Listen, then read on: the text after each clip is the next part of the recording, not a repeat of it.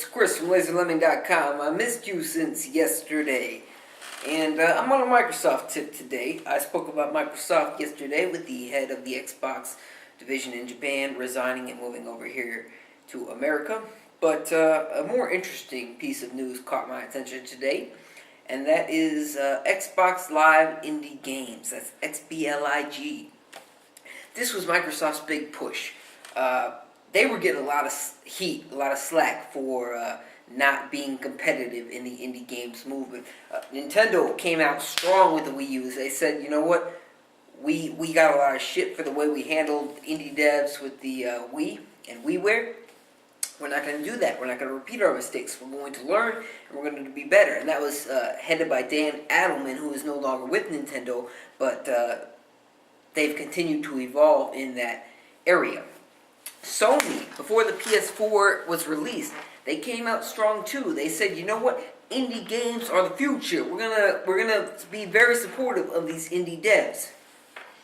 And they got a lot of support, not just from indie developers, but gamers and consumers were looking at this and they said, wow, you know what, Sony's really doing a good job too. And I'd say Sony got even more attention than Nintendo just because the PS4's hype surrounding it just got Sony more press than Nintendo did. Even though Nintendo's been very good and they've done a much better job handling indie developers. Microsoft, on the other hand, went from the favorited player in this race to the least favorited. Microsoft was a big pusher of indie games and indie developers with the Xbox 360 early on. Microsoft has transitioned a lot. They started with 150 megabit limit, I believe, and then they increased that to, I believe, 2 gigabytes when it came to indie games on the Xbox 360. But as time went on, they became probably the least favorite of the three. Now, with Nintendo WiiWare, they had a 40 megabit limit just because of the size of the amount of space on the Wii. It was 512 megabytes. And so Nintendo was definitely not a favorite, especially because Nintendo had a policy where you needed to sell X amount of copies of your game digitally in order to get paid. And the reasoning behind this was in order to prevent a lot of shovelware, a lot of shitware, a lot of crappy games.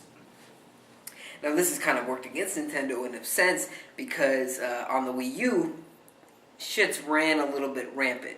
The Wii U gets a lot more indie support than the Wii got, but it also gets a lot of shit, a lot of my first game kind of shit. You got stuff like that meme race game. I don't even know what it's called, but you got a lot of crap on Wii U. You got a lot of good indie games like Shovel Knight and upcoming games, and games that are already out, by the way, outside of Shovel Knight. But you also got a lot of crap that's on its way too. So there's good and bad with that. Microsoft has tried to alleviate some of that crap. On the Xbox 360, you had the indie game section, which was just a bunch of shovelware. A lot of it was just shit. On the Xbox One, though, before the system came out, their reputation was completely tarnished within the indie game community. So they came out with this new program, the XBLIG, Xbox Live Indie Games. And it's not working out. It's not working out because there are developers now saying, in this quarter, what I believe is quarter 3 from Microsoft, they're not getting paid. They're not getting paid.